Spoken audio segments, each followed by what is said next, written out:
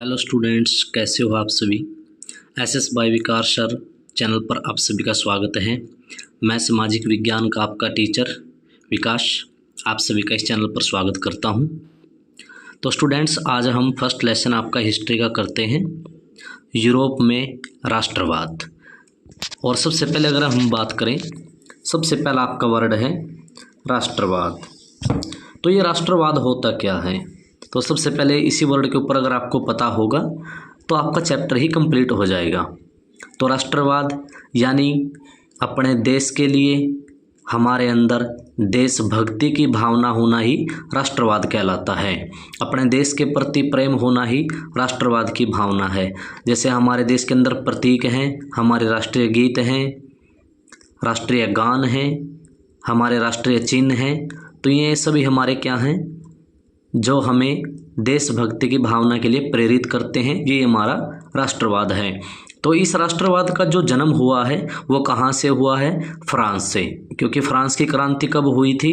अगर आपने 9th class में पढ़ा है तो ज़रूर कमेंट में लिखें कि फ्रांस की क्रांति कब हुई थी। तो फ्रांस की क्रांति कब हुई थी? फ्रांस की क्रांति 1789 में हुई थी। तो तब से ही समानता का शब्द बंधुत्व यानी भाईचारे का जो शब्द है वहीं से लिया गया। हमारे संविधान के अंदर जो समानता शब्द है फ्रांस की क्रांति से ही लिया गया है। तो वहाँ से यूरोप में भी राष्ट्रवाद की भावना जागृत हुई और जो फ्रांस है वो भी यूरोप महाद्वीप में ही शामिल है। तो आइए अब हम करते हैं यूरोप में राष्ट्रवाद। तो राष्ट्रवाद क्या है? अपने देश के प्रति देशभक्ति की भावना होना ही राष्ट्रवाद कहलाता है। तो यूरोप में राष्ट्रवाद की भावना को जन्म दिया फ्रेडरिक सारियो ने, जिसने इस लेसन के अंदर एक चित्र के माध्यम से राष्ट्रवाद की भावना को जागृत किया है, सभी को दिखाया। तो अगर बात करें, फ्रेडरिक सारियो ने लोकतांत्रिक यानी लोकतंत्र से बनी दुनिया का एक सपना देखा जिसको पूरा किया। और इसमें यूरोप के अंदर क्या हुआ? सामाजिक गणराज्य यानी यूरोप गणराज्य में बट गया। उसके बाद अगर बात करें, यूरोप के अंदर ही एक शक्ति के रूप में राष्ट्रवाद का विकास हुआ। क्योंकि जब लोगों की समझ में आया कि हमें अपने देश के प्रति भी भावना रखनी चाहिए, तो उन्होंने अपने देश के प्रति भावना को व्यक्त करते हुए अपने आप को एक शक्ति के रूप में माना और अपने देश का क्या किया? विकास किया। और यही क्या कहलाता है? राष्ट्रवाद।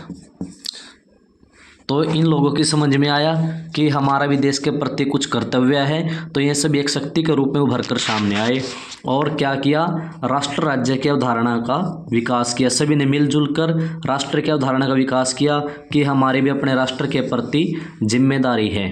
तो यहीं से राष्ट्रवाद की भावना शुरू हो जाती है। क्योंकि अगर बात करें, पहले यूरोप में राजा को ही सब कुछ माना जाता था। तो फ्रांस से ही राष्ट्रवाद की भावना शुरुआत हुई। क्योंकि राजा को उखाड़ फेंका, जो बुर्बो वंश है उसका खात्मा किया गया और एक नए राजा की स्थापना की गई। तो इस प्रकार लोगों की समझ में आया कि राजा ही सब कुछ नहीं होता, अपने देश के प्रति जो कर्तव्य जिम्मेदारी होती है वो भी कुछ होता है। तो इस प्रकार राष्ट्रवाद की भावना जागृत हुई। तो लोगों को राष्ट्र की भावना की रचना के आधार पर क्रांतिकारियों ने लोगों में एक साझा पहचान की भावना स्थापित करने के लिए कई कदम उठाए। तो जो लोगों के अंदर राष्ट्रवाद की भावना जागृत की गई वो क्रांतिकारियों के द्वारा उनके अंदर राष्ट्रवाद की भावना पैदा की गई। तो आप जानते हैं जूसेपे मैत्सनी क्रांतिकारी, इन लोगों ने उदारवादी लोग थे। ये आगे आपको समझाएंगे कि उदारवादी और रूढ़िवादी लोग क्या होते हैं। तो जो रूढ़िवादी लोग होते हैं वो पुरानी परंपरा रीति रिवाजों में विश्वास रखते हैं और जो उदारवादी लोग होते हैं वो क्रांति में विश्वास रखते हैं। वो लोग अपने आप को स्वतंत्र मानना चाहते हैं, इसलिए वो चोरी छुपके से एक सीक्रेट सोसाइटी की स्थापना करते हैं। तो आगे वो भी हम आपको पढ़ाएंगे।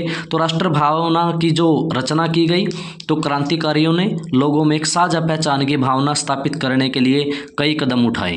तो आइए पढ़ते हैं किस प्रकार फ्रांस के अंदर, पूरे यूरोप के अंदर लोगों के अंदर राष्ट्रवाद की भावना को पैदा किया गया। तो जैसे हम अपने यहाँ पर बोलते रहते हैं भारत माता की जय, भारत माता की जय, तो इससे क्या होता है, लोगों के दिलों में अपनी भारत माता के प्रति देशभक्ति की भावना पैदा होती है। उसी प्रकार उन्होंने अपनी पितृभूमि और उसके नागरिकों ला पैत्री वर्ड जो उन्होंने कहा, जैसे अपने यहाँ बोलते हैं भारत माता की जय, तो यूरोप के अंदर एक वर्ड लिया गया पैत्री, जिसका शब्द होता था उनकी माता, भारत माता, यानी यूरोप के अंदर जो राष्ट्रवाद की भावना पैदा हुई वो उन्होंने नाम रखा गया ला पैत्री और ले शिंटोथन।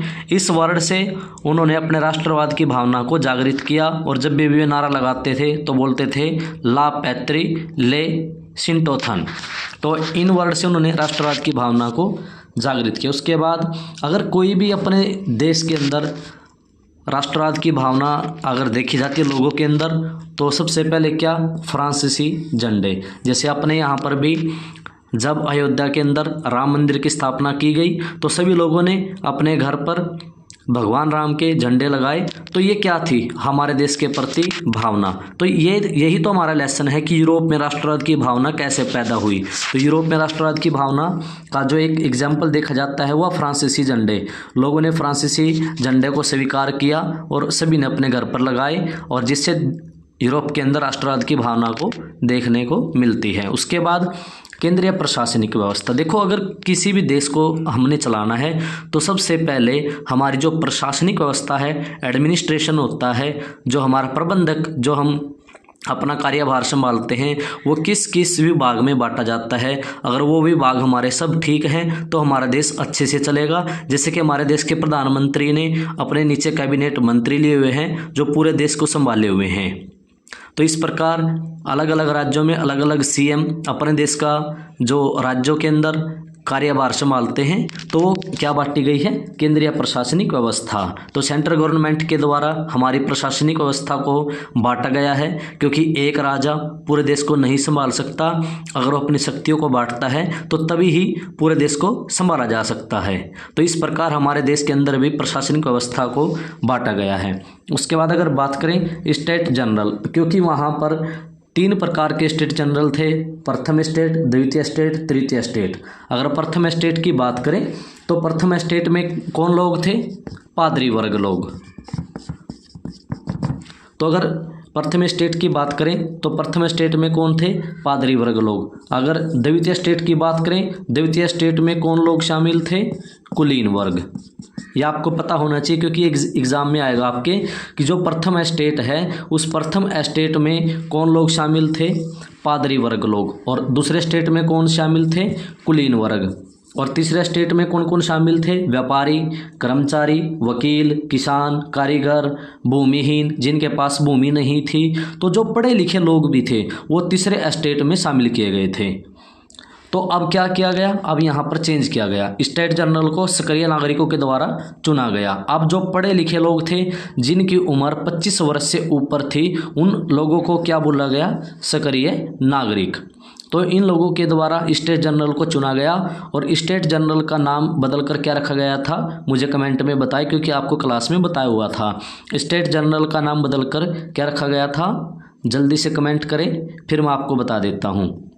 तो आपको 5 सेकंड का समय दिया जा रहा है। स्टेट जनरल का नाम बदलकर क्या रखा गया था, जल्दी से कमेंट में बताएं हमें, ताकि हमें भी पता चले कि आपकी तैयारी कितनी चल रही है साथ के साथ। तो स्टेट जनरल का नाम बदलकर क्या रखा गया था, नेशनल असेंबली। अब हम देखते हैं कि अपने देश के अंदर राष्ट्रवाद की भावना को जागृत करने के लिए सबसे मुख्य क्या होती है, भाषा। तो हमारे देश के अंदर कितनी भाषाओं को मान्यता प्राप्त है वो भी आप जल्दी से कमेंट में बताएं कि भारत के अंदर कितनी भाषाओं को मान्यता प्राप्त है, क्योंकि अभी आपके एग्ज़ाम में आ सकता है। तो हमारे देश के अंदर कितनी भाषाओं को मान्यता दी गई है, तो हमारे देश के अंदर 22 भाषाओं को मान्यता दी गई है, क्योंकि अलग अलग जगह अलग अलग भाषा बोली जाती है। उसके बाद अगर बात करें राष्ट्रीय गीत, तो फ्रांस का जो राष्ट्रीय गीत था वो क्या था, मार्शिले। तो ये भी बहुत ही कम सारे बच्चों को पता होगा कि फ्रांस के अंदर जो राष्ट्रीय गीत को अपनाया गया था उसका नाम क्या रखा गया था, मार्शिले। तो ये भी एग्जाम में पूछा जा सकता है कि फ्रांस के अंदर जो राष्ट्रीय गीत को अपनाया गया था राष्ट्रवाद की भावना को जागृत करने के लिए, उस गीत का नाम बताएं, मार्सिले। और एक आपने जो मार्शल कानून है वो पढ़ा, वो अलग है। तो फ्रांस के अंदर राष्ट्रवाद की भावना को जागृत करने के लिए राष्ट्रीय गीत अपनाया गया जिसका नाम था मार्सिले। तो यूरोप के अंदर राष्ट्रवाद की भावना के लिए एक और कदम उठाया गया, क्या कि सभी लोगों के लिए माप और मापन की एक मानक पद्धति अपनाई गई। अलग अलग अब कोई पद्धति नहीं हो गई। जैसे हमारे यहाँ पर तौल किया जाता है किसी चीज़ का, तो उस तौल के लिए अलग अलग हमारे यहाँ पर जो बाट बनाए गए हैं जिनसे हमें पता चल जाता है कि ये कितने ग्राम का है।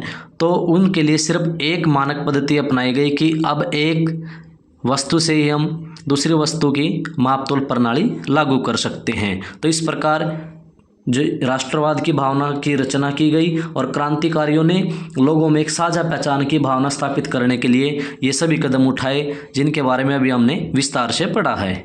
तो आइए अब उसके बाद हम नेपोलियन के बारे में पढ़ते हैं।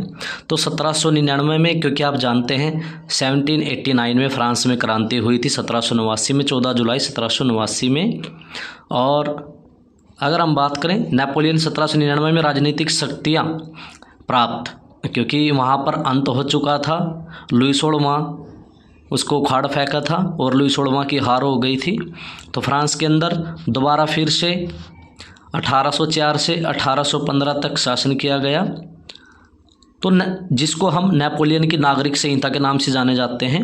तो इसने अपने सिविल कोड भी बनाए कुछ, और नेपोलियन ने आते ही फ्रांस के अंदर सुधार किया। लोगों को लगा कि भाई नेपोलियन ही हमारा राजा है और ये इतना अच्छा है कि ये सारे काम करेगा यहाँ पर। तो जो फ्रांस में क्रांति हुई 14 जुलाई 1779, तो भाई जन्म पर आधारित विशेष अधिकार समाप्त कर दिए गए थे, क्योंकि जो कुलीन वर्ग और जो पादरी वर्ग थे उनको विशेष अधिकार शामिल थे।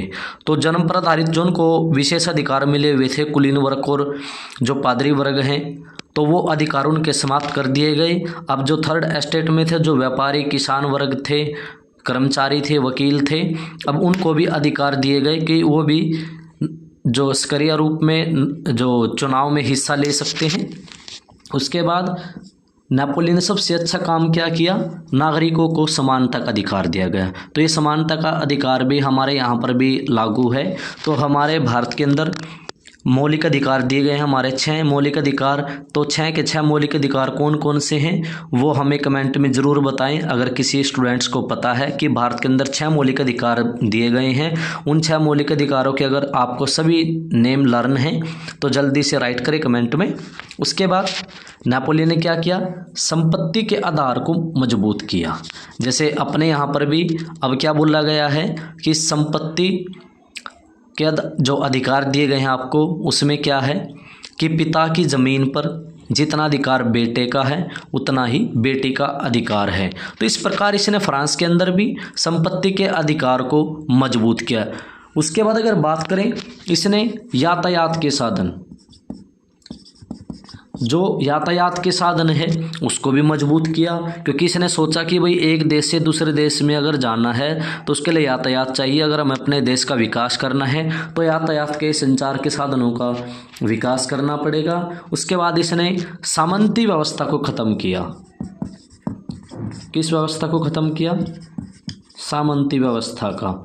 जो बड़े बड़े किसान थे जिनके पास बहुत सारी ज़मीन थी और वो उस ज़मीन पर लोगों से काम करवाते थे, तो उस व्यवस्था को भी इसने ख़त्म किया। तो अगर आपकी समझ में ना आए तो मैं दोबारा फिर से बता देता हूँ। सामंती व्यवस्था क्या थी, किसानों के पास जो बहुत ज़्यादा ज़मीन थी जिस पर वे लोगों से काम करवाते थे, उनका शोषण करते थे, तो वो जो सामंती व्यवस्था थी, जो वो टैक्स वगैरह भी लेते थे लोगों से, तो सामंती व्यवस्था भी नेपोलियन ने ख़त्म कर दी। तो इस प्रकार लोगों के दिलों में नेपोलियन बस गया और उसने अपनी नागरिक संहिता, जो नागरिकों के लिए अलग से कानून बनाए और लोगों ने स्वीकार भी किए, क्योंकि ये लोगों के दिलों में बस चुका था। इस प्रकार इसने एक समान कानून और मानक पद्धति भी लागू की कि तौलने की जो पद्धति है वो एक ही प्रकार की हो, और दास्ता को ख़त्म किया गया, जो लोगों को गुलाम बनाया जाता था। तो जागीर और दास्ता, इसको ख़त्म किया गया, लोगों को दास बनाना बंद कर दिया गया। अब हम किसी को भी गुलाम नहीं बना सकते थे, किसी को भी गुलाम बनाकर काम नहीं ले सकते थे। तो इस प्रकार नेपोलियन ने 1804 से लेकर 1815 तक शासन किया। और 1815 में कौन सी संधि हुई थी, जल्दी कमेंट में हमें बताएं कि 1815 में एक संधि हुई थी जिसके तहत जो नेपोलियन हार गया था, और नेपोलियन किस स्थान पर हारा था यह भी हमें बताएं कि नेपोलियन ने किस संधि में भाग लिया और किस स्थान पर वो युद्ध में मारा गया। तो ये हमें ज़रूर कमेंट में बताएं।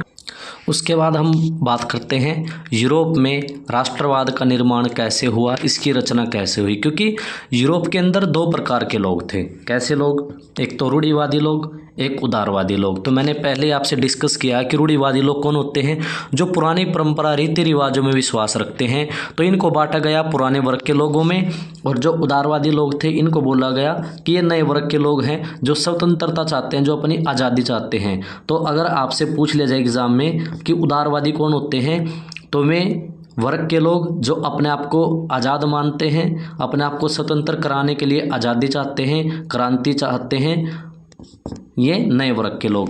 और आपसे पूछ लिया जाए कि रूढ़िवादी लोग कौन होते हैं, तो रूढ़िवादी लोग वे होते हैं जो पुराने रीति रिवाजों परंपराओं में विश्वास रखते हैं। तो ये क्या थे, राजशाही सरकार। ये तो राजशाही सरकार में विश्वास रखते थे कि राजा ही सर्वोपरि है, राजा ही पूरे राष्ट्र का विकास करेगा। उसको जो वोट लेने का अधिकार नहीं है, उसको कोई चुनेगा नहीं, ना ही उससे कोई काम कराएगा, ना ही उससे कोई काम के लिए बोलेगा कि तूने किस प्रकार का काम किया है, किस प्रकार का नहीं।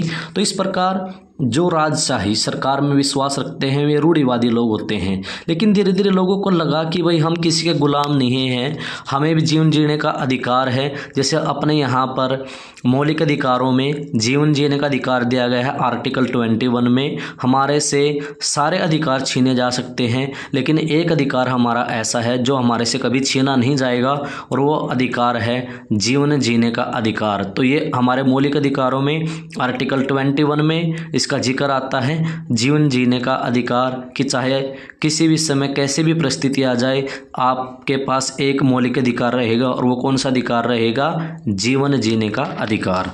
तो यूरोप में कोई राष्ट्र राज्य नहीं था, लेकिन यूरोप का समाज अब बट गया था, अब लोगों की सोच बदल गई थी। अब जो शिष्ट जन लोग हैं, तो ये शिष्ट जन और गरीब वर्ग लोग, तो ये शिष्ट जन वर्ग लोग कौन हैं, जो रूढ़िवादी लोग हैं। तो जो रूढ़िवादी लोग हैं अब उनको बांटा गया शिष्ट जन लोगों में। तो यूरोप का समाज दो प्रकार के वर्गों में बट चुका था, एक शिष्ट जन और गरीब वर्ग। तो इन शिष्ट जन और गरीब वर्ग के लोगों के बीच एक औद्योगिक क्रांति हुई। तो जब औद्योगिक क्रांति हुई, फैक्ट्रियाँ आई, लोगों को काम मिला, तो लोगों को काम मिलने से उनका काम अच्छा चलने लगा। अब वो उनके पास पैसे इकट्ठे होने लगे, अब वो इन पैसों से अपना गुजारा करने लगे। अब उनके पास इतने ज़्यादा पैसे आ गए कि वे अब पढ़ाई लिखाई में ज़्यादा ध्यान करने लगे। तो जो लोग पढ़ाई में ज़्यादा ध्यान देते हैं उनके पास तो बहुत ज़्यादा पैसा हो जाता है। इस प्रकार आप भी इस 10th क्लास में अच्छे से अच्छे नंबर लेकर फरवरी 2024 में अच्छे से अच्छे नंबर लेकर अपना जीवन बनाएं। तो यूरोप का जो समाज है दो भागों में बट गया, शिष्ट जन और गरीब वर्ग। तो शिष्ट जन लोग कौन हैं, जो रूढ़िवादी लोग होते हैं, और जो गरीब वर्ग लोग ये किस में आएंगे, ये उदारवादी लोग में आएंगे, क्योंकि इन्होंने अपने आप का विकास करना चाहा। तो इस प्रकार औद्योगिक क्रांति आने से गरीब वर्ग का उदय हुआ, और ये गरीब वर्ग जो हैं इनसे ही उदय हुआ मध्यम वर्ग का। और जो मध्यम वर्ग के लोग हैं, देखो चाहे अमीर किसी को माने ना माने, जो गरीब व्यक्ति होते हैं वो हमेशा क्या चाहते हैं, समानता, कि हमारे अंदर जो समानता बनी रहे, कोई भी ऊंच नीच का जो भेदभाव नहीं होना चाहिए, सभी लोग एक समान हैं। तो हमें कभी भी किसी से भी घृणा नहीं करनी चाहिए, क्योंकि संसार में जो भी आया है वो एक जैसा ही है, तो हम सभी एक समान हैं। ये जो विचारधारा पनपी, ये किस में पनपी, यूरोप में, राष्ट्रवाद में।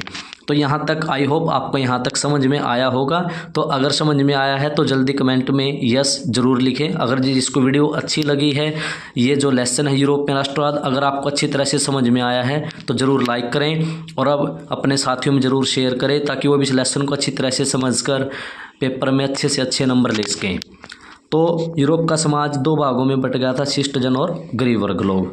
अब जो गरीब वर्ग के लोग थे वही कहलाए उदारवादी, और ये उदारवादी लोग कौन थे? नए वर्ग के लोग। अब ये क्या चाहते थे? स्वतंत्रता यानी आज़ादी। तो आइए अब जानते हैं उदारतावाद के बारे में, क्योंकि उदारतावाद के बारे में मैंने आपको बताया कि उदारवादी लोग कौन होते हैं? जो अपने आप को आज़ाद चाहते हैं, जो कभी भी किसी का गुलाम बनना नहीं चाहते हैं। तो जो उदारवादी लोग हैं उनकी भी विचारधाराएं अलग अलग देखने को हमें मिलती हैं। तो जो उदारवादी लोग हैं वो भी दो तरह के होते हैं। कौन कौन से? एक तो राजनीतिक और एक आर्थिक। तो जो उदारवादी लोग हैं वो दो प्रकार के होते हैं। कौन कौन से? राजनीतिक और आर्थिक। अब जो राजनीतिक अगर हम बात करें तो ये क्या चाहते थे? ये लोग चाहते थे व्यक्तियों की स्वतंत्रता, कि किसी भी व्यक्ति के ऊपर किसी भी तरह का कोई प्रेशर ना हो, वो हमेशा आज़ाद रहे। उसके बाद कानून में समानता। ये चाहते थे कि कानून के सामने सभी बराबर हैं, कानून से ऊपर कोई नहीं है, ये बात लागू हो जानी चाहिए। अपने भारत में भी क्या है संविधान के अंदर कि कानून के सामने सभी बराबर हैं, चाहे वो सरकार का कोई भी अधिकारी ही क्यों ना हो। जो हमारे संविधान में जो भी बातें लिखी गई हैं उन्हीं के अंडर में रहकर उनको काम करना होगा।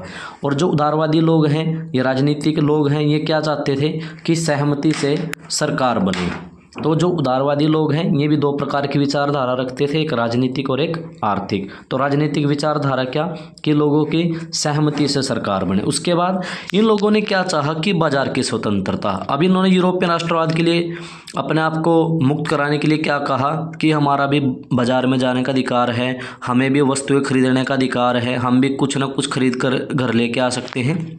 उसके बाद इन्होंने कहा कि राज्य पर प्रतिबंध जो लगाए गए हैं वो बंद हो जाने चाहिए। यानी अगर हम एक राज्य से दूसरे राज्य में जाना चाहते हैं, जो टैक्स लगता है उसको समाप्त कर देना चाहिए। जो भी चीज़ें लगी हुई हैं उनको समाप्त करो। तो इन चीज़ों को समाप्त करने के लिए हम एक सीमा शुल्क संघ लेके आए और उसका नाम था जालवेराइन शुल्क संघ, और ये लागू किया गया 1834 में। तो इसमें क्या था? व्यापार बाधा समाप्त हो गई। यानी अगर हमें एक राज्य से दूसरे राज्य में व्यापार करना था तो इसके आने से वो जो बाधा, जो टैक्स लगता था वो समाप्त कर दिया गया। सीमा शुल्क संघ वो समाप्त कर दिया गया जो लगता था। तो जालवेराइन शुल्क संघ, अब आपको शायद अच्छी तरह से समझ में आ गया होगा कि जालवेराइन शुल्क संघ क्या है। तो जो उदारवादी लोग थे वो क्या चाहते थे कि एक राज्य से दूसरे राज्य में अगर हम जाते हैं, जो टैक्स लगता है, जो हम व्यापार करते हैं एक राज्य से दूसरे राज्य में, एक देश से दूसरे देश में अगर हम व्यापार करते हैं तो हमारे ऊपर जो टैक्स लगता है वो टैक्स कम से कम लिया जाए, उस चीज़ को ख़त्म कर दिया जाए। तो उसके लिए एक हम शुल्क संघ लेके आए, उसका नाम था जालवेराइन शुल्क संघ। तो इससे क्या बेनिफिट हुआ? व्यापार बाधा समाप्त हो गई और मुद्रा 30 से घटाकर 2 कर दी गई। इसका मीनिंग क्या है कि अगर आप एक देश से दूसरे देश में जाते थे कोई भी व्यापार करने के लिए तो आपसे कितनी मुद्रा ली जाती थी? 30। लेकिन अब उन 30 मुद्रा की जगह अब आपसे कितनी ली जाएगी? सिर्फ 2 ही मुद्रा ली जाएगी। तो कितना बेनिफिट हुआ? तो ये फ़र्क होता है भाई, एक तो रूढ़िवादी लोगों में और एक उदारवादी लोगों में। तो रूढ़िवादी लोग कौन होते हैं? जो पुरानी परंपरा रीति रिवाज में विश्वास रखते हैं। और जो उदारतावाद के लोग हैं उनका मीनिंग क्या है? जो क्या चाहते हैं? स्वतंत्रता। तो आई होप यहाँ तक आपको सारे डाउट क्लियर होंगे। आगे हम बात करते हैं। तो आइए अब इसके बाद बात करते हैं 1815 के बाद नया रूढ़िवादी। तो क्या हुआ? नेपोलियन को पराजित कर दिया गया, क्योंकि लगातार नेपोलियन पूरे देश पर कब्जा करना चाहता था। तो धीरे धीरे सभी देशों ने मिलकर क्या सोचा कि भाई ये तो धीरे धीरे हमारे ऊपर आक्रमण करके अपना विस्तार करता जा रहा है। तो सभी ने मिलकर इसके ऊपर आक्रमण किया। तो क्या हुआ? वियना जो कि ऑस्ट्रिया की राजधानी है, और वियना संधि के तहत ब्रिटेन और इसके कुछ साथी देशों ने मिलकर एक संधि की, और जिसका नाम है वियना संधि। जहाँ पर हुई संधि, कहाँ पर हुई है संधि? वियना में। और वियना कहाँ पर है? ऑस्ट्रिया की राजधानी है। तो वहाँ पर ये संधि हुई। सभी देश इसके खिलाफ हो गए नेपोलियन के, क्योंकि ये आक्रमण कर करके विस्तार करता जा रहा था। तो सभी ने क्या की? वियना संधि की 1815 में। सभी मिल गए देश जहाँ जहाँ पर इसने आक्रमण किया था। तो क्या हुआ? नेपोलियन को हरा दिया गया। कहाँ पर? वाटरलू के स्थान पर। तो ऐसे ही वियना संधि हुई। तो जो वियना संधि है कब हुई? 1815 में। वाटरलू की लड़ाई में जो नेपोलियन हार गया। और रूढ़िवादी कौन होते हैं? जो पुरानी परंपरा का पालन करें और राजशाही में विश्वास करें। तो ये हमने पढ़ा कि वियना संधि क्या थी और नेपोलियन कहाँ पर हार गया था। तो नेपोलियन को पराजित कर दिया गया 1815 में। तो वियना संधि के अंदर हम पढ़ रहे थे कि जो प्रैब देश, आपको शॉर्ट फॉर्म याद रखना है PRAB। P से पर्शा, R से रूस, A से ऑस्ट्रिया और B से ब्रिटेन। ये सभी देश किसके खिलाफ हो गए थे? नेपोलियन के खिलाफ हो गए थे, क्योंकि धीरे धीरे ये सभी जगह आक्रमण करके अपना विस्तार करता जा रहा था। तो प्रैब देशों ने मिलकर यानी पर्शा, रूस, ऑस्ट्रिया, ब्रिटेन देशों द्वारा जो नेपोलियन को हराया गया किस संधि के तहत? वियना संधि। तो वियना संधि किन देशों ने मिलकर की? पर्शा, रूस, ऑस्ट्रिया, ब्रिटेन, इन देशों द्वारा वियना संधि की गई 1815 में। और इन सभी ने मिलकर किसके खिलाफ लड़ाई लड़ी? नेपोलियन के। और जो यहाँ का मुख्य जो चांसलर बना, जिसने पूरी भागडोर क्रांति के अपने हाथ में ली थी, वो था चांसलर ड्यूक मैटरनिक। तो वियना के अंदर चांसलर कौन था? Duke Metternich. तो इसके द्वारा वियना संधि की गई थी। तो वियना संधि में प्रमुख जो चांसलर थे कौन थे? Duke Metternich. तो अब क्या हुआ, जब वियना संधि में 1815 में नेपोलियन की हार हो जाती है, तो जैसे ही नेपोलियन की हार हो जाती है तो क्या होता है? दोबारा बुर्बो वंश की स्थापना होती है।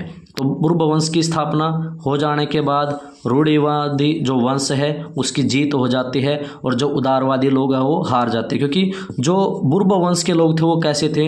रूढ़िवादी लोग थे, जो राजशाही में विश्वास रखते थे, जो पुराने परंपरा रीति रिवाज हैं उनमें विश्वास रखते थे। तो इस प्रकार जो उदारतावाद लोग हैं वो फिर से हार जाते हैं। तो इसमें क्या चेंज हुआ? फ्रांस की सीमा पर राज्य बनाए गए ताकि भाई फ्रांस ज़्यादा विस्तार ना हो सके और फ्रांस की सीमा पर कोई आक्रमण न कर सके। तो इसके लिए फ्रांस की सीमा पर राज्य बनाए गए। उसके बाद जर्मन परिसंघ में कोई बदलाव नहीं, क्योंकि जर्मन में कितने राज्य शामिल थे? 39। तो कितने राज्यों से मिलकर जो जर्मन बना था? 39 राज्यों से। तो आपके एग्जाम में ज़रूर पूछा जाता है कि जर्मन में कितने राज्य शामिल थे? 39 राज्य। तो कितने राज्यों से मिलकर परिसंघ बना? तब जाके संघ बना। ये कितने राज्यों से मिलकर? 39 राज्यों से मिलकर संघ बना। तो जब ये हुआ तो क्या हुआ? जो उदारतावाद लोग हैं उनकी हार हो गई और जीत किसी की हुई? रूढ़िवादी वंश की। तो रूढ़िवादी वंश की जीत कब हुई? दोबारा 1815 की संधि के द्वारा। जब कौन कौन से देश शामिल हुए? पर्शा, रूस, ऑस्ट्रिया, ब्रिटेन, इन देशों के द्वारा नेपोलियन को हरा दिया गया था। कहाँ पर? जल्दी से कमेंट में बताएं कि नेपोलियन को किस स्थान पर हराया गया था। तो अगर यहाँ तक आपको वीडियो अच्छी लगी है तो ज़रूर लाइक करते रहें और अपने दोस्तों में ये वीडियो बिल्कुल शेयर करें ताकि उनका भी भला हो सके, वो भी आपके साथ SS by Vikas sir channel के माध्यम से अच्छी पढ़ाई पढ़ सकें, जो SST है उसके सारे डाउट क्लियर कर सकें। तो आगे हम पढ़ते हैं। तो हमने पढ़ा था वियना संधि। अब वियना संधि के बाद क्या हुआ था? जो उदारवादी लोग हैं वो हार गए थे। उनकी हार के बाद जो उदारवादी लोग हैं वो अब आराम से नहीं बैठे।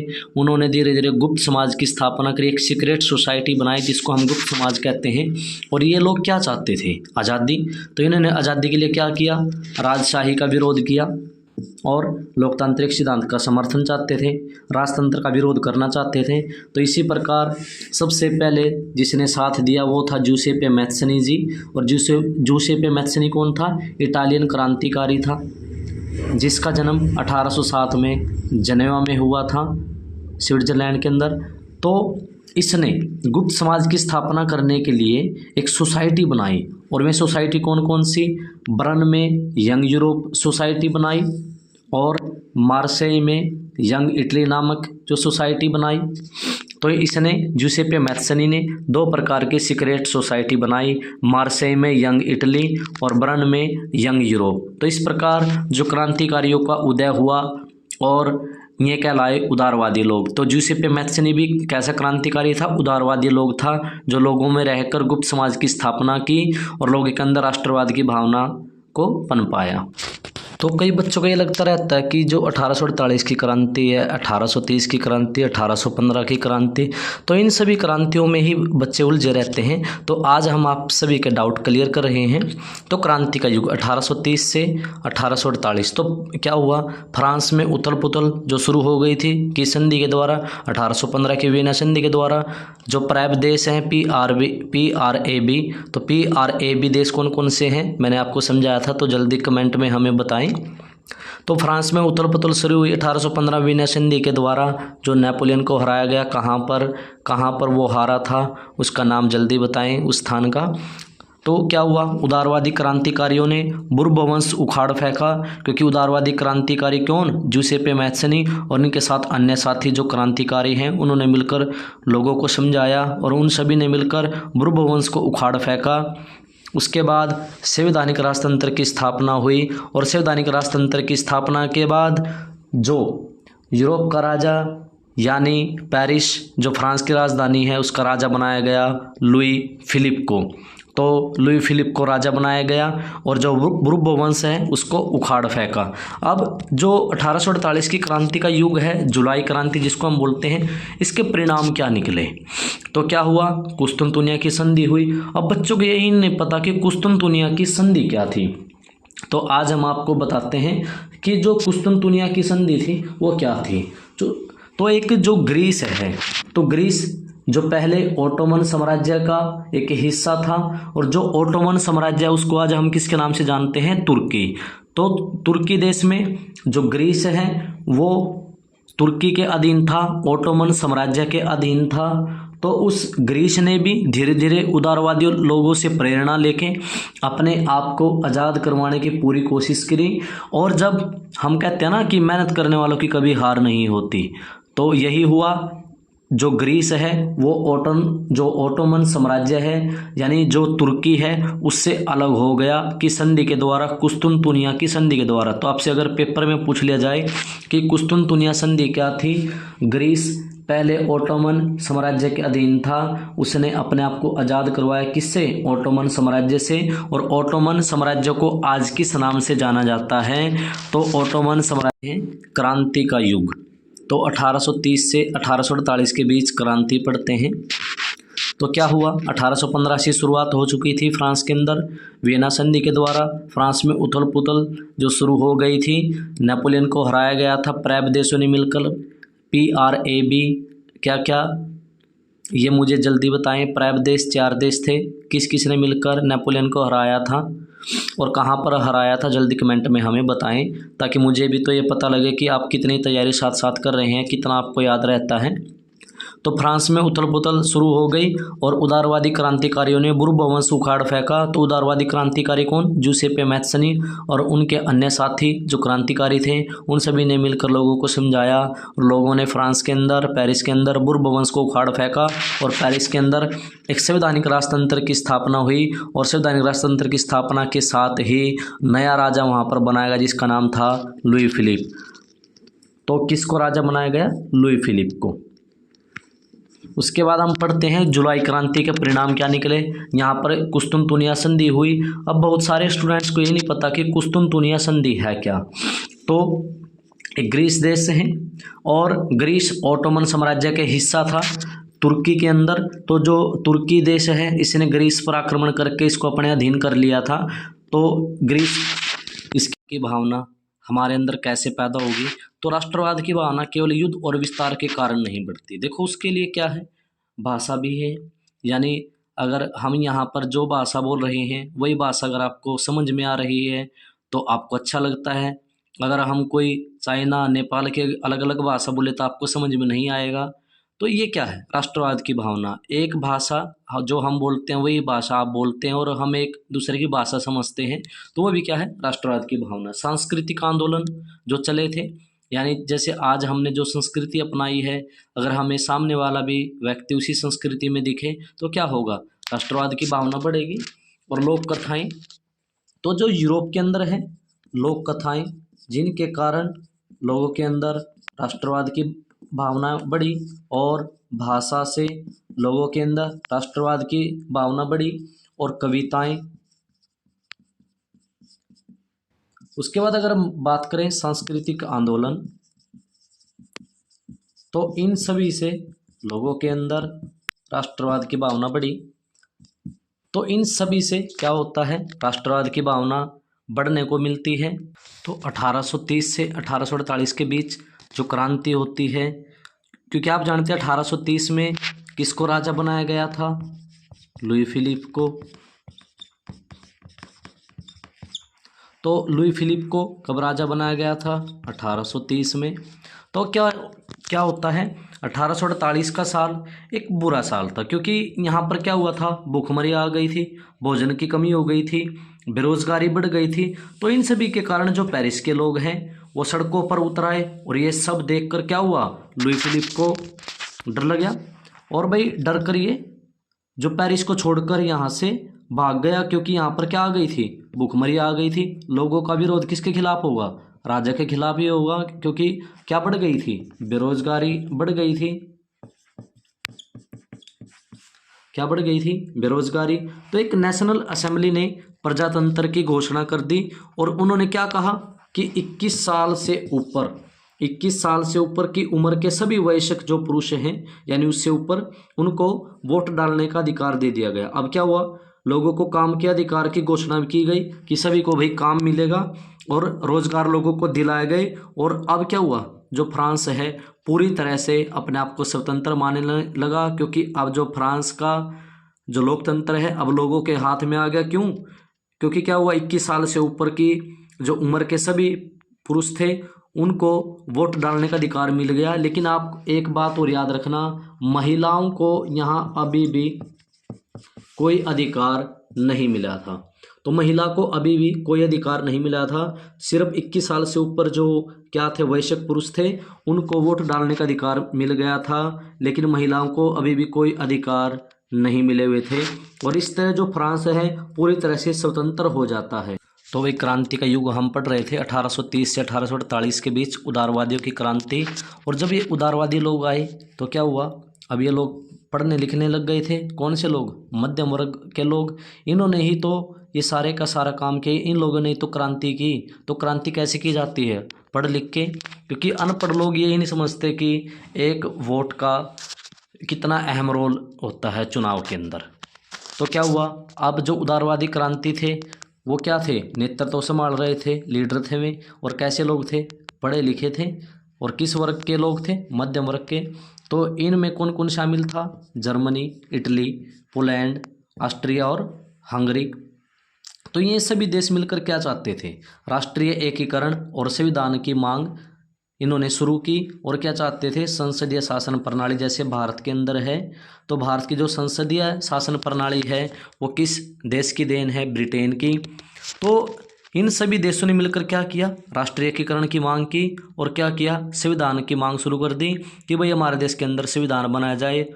और कैसे बनेगा, लोग चुनाव में भाग लेंगे और एक सभा एकत्रित की जाएगी जिसमें सभी लोगों को शामिल किया जाएगा। तो इस प्रकार से इन्होंने संविधान की मांग की। और वो जो संविधान की मांग है उसमें क्या हुआ, जर्मनी जो कि फ्रैंकफर्ट का शहर है, तो उसके बाद क्या हुआ, जर्मनी के अंदर जो कि फ्रैंकफर्ट जो शहर है, यहाँ पर राजा फ्रेडरिक विलियम था, ये यहाँ से चला गया। क्योंकि यहाँ पर क्या रूल बन गया था, जो मध्यम वर्गीय जो लोग थे इन्होंने मिलकर एक क्या बनाया, जर्मन असेंबली। तो अगर एग्जाम में आ जाए जर्मन असेंबली का निर्माण कैसे हुआ, तो मध्यम वर्ग के जो लोग थे उन्होंने मिलकर जर्मनी के अंदर जर्मन असेंबली का निर्माण किया। और कब किया, 1848 में। ये भी आपको पता हो जाना चाहिए कि जर्मन जो असेंबली है इसका निर्माण कब हुआ, 1848 में। और इन्होंने क्या किया, 831 सदस्य चुने। और इन 831 सदस्य जो चुने गए, अब इन्होंने क्या किया, जर्मन राष्ट्र का संविधान तैयार किया। और यहाँ पर जो राजा बनाए गए थे, जो पहले यहाँ के राजा थे, राजा फ्रेडरिक विलियम, इन्होंने यहाँ पर ये बात नहीं मानी कि जो 831 जो सदस्य चुने गए हैं यही अपनी मनमानी करेंगे, यानी जो ये कहेंगे राजा को वही बात माननी पड़ेगी, जो ये संविधान में जो भी प्रस्ताव लागू करेंगे, जो भी कानून लागू करेंगे, वो राजा फ्रेडरिक विलियम को मानना पड़ेगा। लेकिन राजा जो फ्रेडरिक विलियम है, इन्होंने इन बातों से बिल्कुल मना कर दिया कि मैं किसी की बात नहीं मानूंगा। जो 831 सदस्य चुने गए थे, इन सभी ने मिलकर यही कहा था कि अब जो संविधान है, जो हमारे जर्मन का जो राष्ट्र तैयार होगा, वो हमारे अनुसार ही चलेगा। तो राजा फ्रेडरिक जो विलियम है, जो यहाँ के पहले राजा थे, उन्होंने इन बातों को स्वीकार नहीं किया और वे यहाँ से चले गए, क्योंकि यहाँ पर किसका निर्माण किया गया था? जर्मन असेंबली का निर्माण किया गया था। अब हम पढ़ते हैं जर्मनी का एकीकरण। तो आप जानते हैं जर्मनी के एकीकरण में क्या, जर्मनी खुद 39 राज्यों का एक संघ था, क्योंकि यहाँ के जो राजा थे पहले बिस्मार्क, इन्होंने 3 युद्ध किए थे। कौन कौन से? ऑस्ट्रिया के खिलाफ एक युद्ध इन्होंने लड़ा, डेनमार्क के खिलाफ और फ्रांस के खिलाफ इन्होंने युद्ध लड़े थे। और ये युद्ध लगभग कितने साल तक चले थे? अगर आपने एनसीईआरटी बुक में पढ़ा है तो ये युद्ध लगभग 7 साल तक ऐसे ही लंबे चलते रहे थे। तो जो जर्मनी है पहले 39 राज्यों का एक संघ था। और जो बिस्मार्क यहाँ के राजा, इन्होंने 3 युद्ध लड़े थे। किस किस के खिलाफ? ऑस्ट्रिया के, डेनमार्क और फ्रांस के खिलाफ। और ये युद्ध कितने साल तक चलते रहे? 7 साल तक ये युद्ध चलते रहे। और जो पर्शिया के राजा है विलियम प्रथम, बाद में विलियम प्रथम को यहाँ का राजा घोषित कर दिया जाता है। तो पर्शिया का राजा, कहाँ का? पर्शिया, जिसको आप क्या कहते हैं? पर्शिया। तो जो पर्शिया के राजा है, पर्शिया के राजा है विलियम प्रथम, उनको बाद में जर्मनी का बादशाह घोषित कर दिया जाता है। तो जो ऑटोमन बिस्मार्क है वो हार जाता है, वो यहाँ से चला जाता है। और बाद में विलियम प्रथम को पर्शिया का जो राजा घोषित कर दिया जाता है। तो बिस्मार्क के 3 युद्ध कौन कौन से? ऑस्ट्रिया, डेनमार्क और फ्रांस के खिलाफ इन्होंने 3 युद्ध लड़े थे। और जो जर्मन है, ये कितने राज्यों का संघ था? 39 राज्यों का संघ था। अब जो रूढ़िवादी लोग हैं जो जर्मनी के अंदर थे, अब उन्होंने अपने आप को राष्ट्रवाद की भावना को जन्म देने के लिए एकीकृत किया और खुद को बदलना चाहा कि हम रूढ़िवादी जो हमारे अंदर विचारधारा थी वो खत्म हो जाए। तो ये खुद राष्ट्रवाद की भावना को जन्म देते हैं और क्या करते हैं? जर्मनी का एकीकरण करते हैं। कौन? रूढ़िवादी लोग। तो इनमें जो सबसे ताकतवर जो राज्य था 39 राज्यों में, वो कौन सा था? पर्शिया। ये आपसे पेपर में पूछा जा सकता है कि 39 राज्यों के अंदर सबसे ज़्यादा जो प्रसिद्ध और ताकतवर कौन सा था? पर्शिया। इसलिए पर्शिया के राजा को ही, विलियम प्रथम को ही यहाँ का जो जर्मनी का बादशाह घोषित कर दिया जाता है। तो आइए अब हम इटली के एकीकरण के बारे में समझते हैं। तो जो इटली है वो कितने प्रांतों में बटा हुआ था? तो इटली 7 प्रांतों में बटा हुआ था। कितने प्रांतों में बटा हुआ था? 7 प्रांतों में बटा हुआ था। और इटली पर कितने राजाओं का नियंत्रण था? ये बातें आपको समझने की है। इटली पर 3 राजाओं का नियंत्रण था। तो उत्तरी भाग में किस राजा का नियंत्रण था? हेब्सबर्ग का। और अगर मध्य भाग में बात करें, पोप का नियंत्रण था। जो ये पोप होता है, कौन होता है? जो ईसाई धर्म का प्रमुख जो गुरु होता है उसको हम पोप कहते हैं। तो पोप का अधिकार मध्य भाग में था। उसके बाद जो दक्षिणी भाग में, यानी इटली के अंदर जो दक्षिणी भाग है स्पेन का, उसमें बुर्बो वंश का अधिकार था। ये बुर्बो फ्रांस वाला नहीं है, स्पेन के अंदर अलग से बुर्बो वंश था। तो जो इटली में उत्तरी भाग में किसका नियंत्रण था? हेब्सबर्ग का। मध्य भाग में अगर बात करें किसका नियंत्रण था? पोप का। और दक्षिणी भाग में स्पेन के अंदर बुर्बो राजवंश का। लेकिन अगर हम बात करें 7 भागों में, जो इटली 7 प्रांतों में बटा था, इन 7 प्रांतों में सबसे शक्तिशाली जो भाग था वो कौन सा था? सार्डिनिया, पीडमांट, जो आपकी बुक के अंदर है।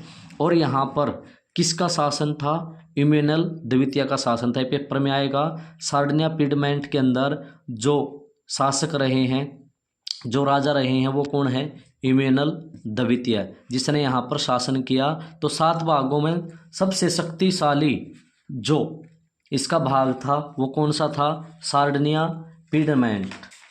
तो इटली के एकीकरण करने के लिए ये जिम्मेदारी यहाँ के मुख्याधिकारी जो कुंवर को दी गई। आपके यहाँ पर लिखा गया है कुंवर, और वहाँ पर शायद ऐसे मिल सकता है। तो यहाँ का जो इटली का एकीकरण है उसकी जो जिम्मेदारी दी गई, जो यहाँ का चांसलर, जो मुख्य अधिकारी बनाया गया था कुंवर को, क्योंकि जो इटली है 3 हिस्सों को जो बांटा गया था इटली को, ये सब क्या चाहते थे कि जो इटली भी है दूसरे देशों की तरह एक हो जाए, इसलिए तो क्या नाम रखा गया, एकीकरण। तो ये क्या चाहते थे, जो इटली पर 3 राजाओं का नियंत्रण है और जो ये 7 प्रांतों में बटा हुआ है, इटली भी एक हो जाए, इटली का एकीकरण हो जाए। तो तीनों हिस्सों को जो बांटा गया था, एक करने का प्रयास किया गया कुंवर के द्वारा, और फ्रांस की मदद से। कब? 1859 में फ्रांस की मदद से उत्तरी भाग पर कब्जा कर लेते हैं, जो हैब्सबर्ग ने जिस पर नियंत्रण किया था। तो यहाँ पर फ्रांस की मदद से इटली के जो अधिकारी है कुंवर जी, वो कब्जा कर लेते हैं उत्तरी भाग पर, और फिर जूसेपे गैरिबल्डी इनको दक्षिणी भाग पर नियंत्रण करने के लिए इनकी मदद करता है कि दक्षिणी भाग पर मेरी सहायता से तुम यहाँ पर कंट्रोल कर लो, यहाँ पर तुम अपना राजवंश स्थापित कर लो। तो दक्षिणी भाग में सहायता किसने की? गैरिबाल्डी ने।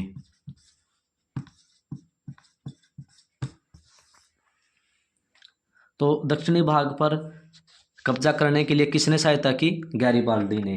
तो अब क्या हुआ? रह गया पोप।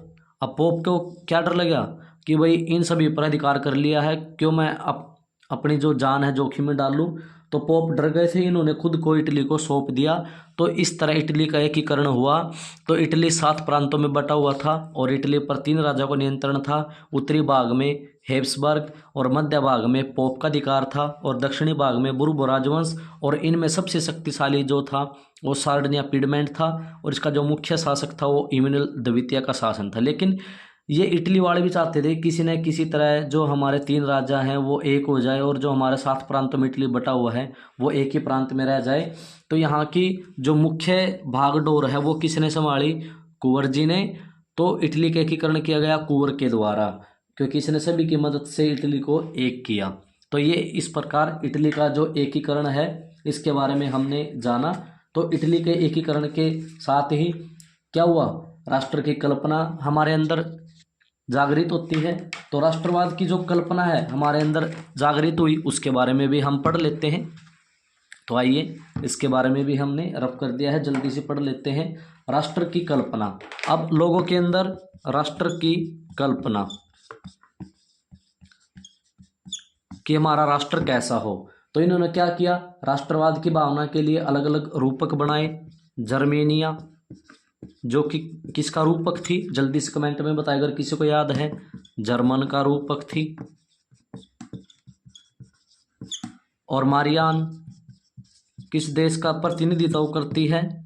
ये फ्रांस का।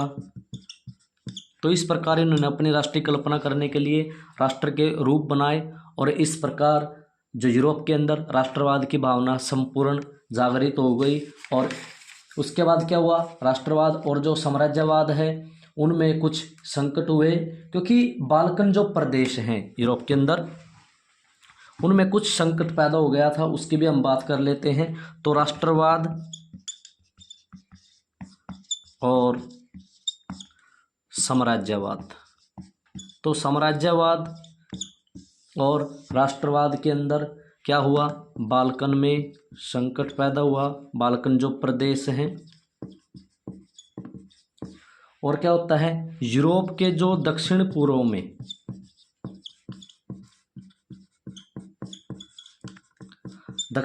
कौन कौन शामिल थे?